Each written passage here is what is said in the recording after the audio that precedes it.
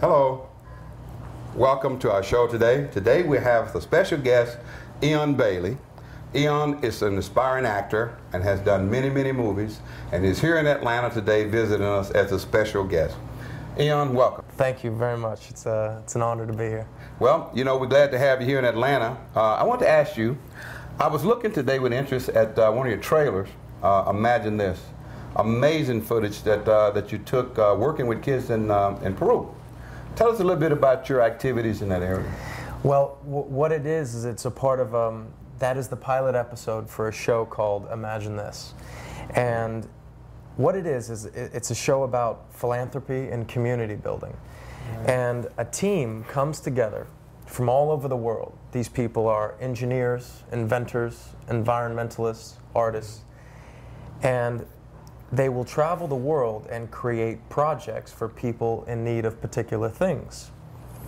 And what we'll do is help a community, a people, children, the elderly, anyone in between, any village, community, group in a city that has a problem that is outside of their own control, something they cannot fix on their own, and we ask them for permission to let us spend a week in their community and try and solve that problem with all of our energy, our talents, and our efforts, and give us 6 days in which to alter this situation for you. And then on the last day, we will unveil it to the community, and hopefully it's a success. And our pilot episode, which is the one we did in Peru, right, was incredibly successful.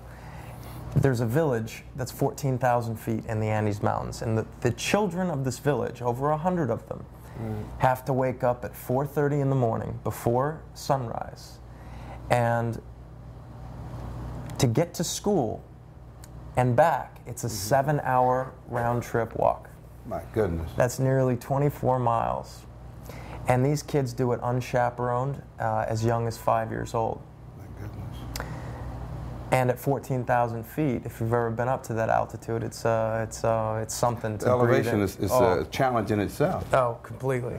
Well, let me ask you this. So, in caring, trying to, it reminds me a lot, as to what we're doing with the National Football League alumni. And that's, our mission, of course, is caring for kids. And we're not limited to kids in the United States. We're unlimited to kids everywhere in the world. And when I saw what you were doing over there, it was absolutely remarkable. A lot of people, I certainly didn't know that the work that you're doing in that area, that is really something special. When you're able to care for others in the way that you're doing, yeah, in that arena. You mentioned about these kids getting up in the early work in the fields. I know I can tell you a little bit about my background in the fields. I typically tell people about, actually there were 3 fields in my upbringing. I had the cotton field where we worked from sun up to sundown. Then there was the sports field and, of course, the business field. And I learned something from each one of those fields and brought together a combination as to where I am now in my life. And what I try to do, my biggest passion is really caring for others, trying to make a difference, not just in a one-time effort, but something that they could use to better their lives. You mentioned earlier about, I was telling you about this new friend of mine have a show. It's called Cooking and Canning with Susie. Yeah. And she has this process of canning foods the same way in which it happened in my family growing up in Louisiana, where in the spring and summer we made the crops and we brought in the harvest, and then we would cook it and can it, put it in these mason jars, and save it for in the wintertime when there weren't any crops and things were pretty tight because we lived on the land. And you talked about how they could use that same process maybe that Susie used in her canning to help preserve food that they can use going forward. Tell me a little bit about that. Well, that's exactly what this show is about. It's about ideas like this. This is something that is as a part of the American South as anything is. Canning has been a big part of the world of food here and food preservation for how long? For decades, if not centuries. Centuries, because back in the day, when we didn't have any refrigeration, and of course we had things called an ice box. Some of us are fortunate. Right. But for the most part, there was no way to preserve food. So canning was the way of life.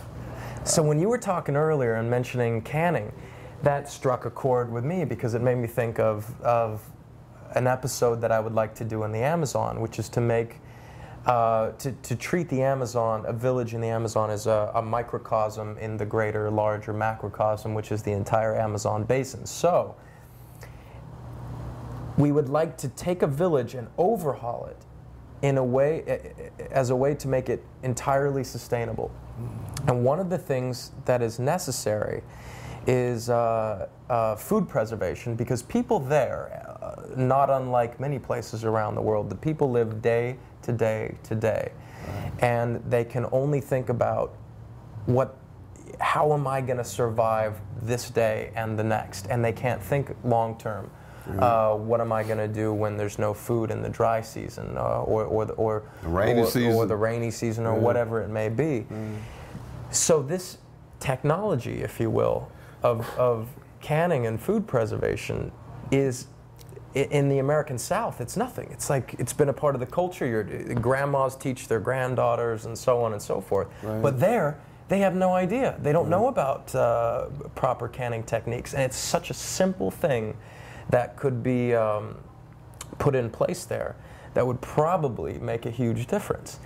So in a conversation where you and I are just spitballing, throwing around ideas, you mention that, and that makes that connection click, and that's exactly what this show is about, because this show is about the connectivity of all human beings all over the entire world. It's about a new consciousness that is inevitable on this planet, where human beings recognize each other not as separate individuals, but a greater part of the collective of humanity in all its best forms, which is all of us are one big brotherhood.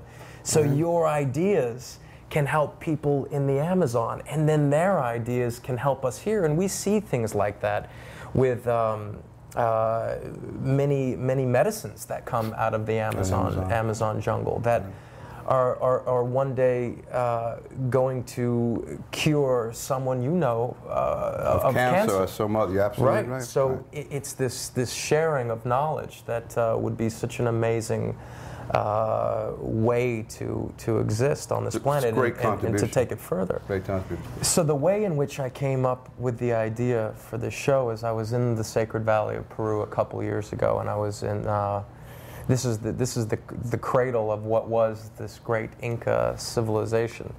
And I was driving on a dirt road in the middle of nowhere with a taxi driver, and we saw a whole bunch of kids in school uniform and wearing these brightly colored sort of poncho things they wear.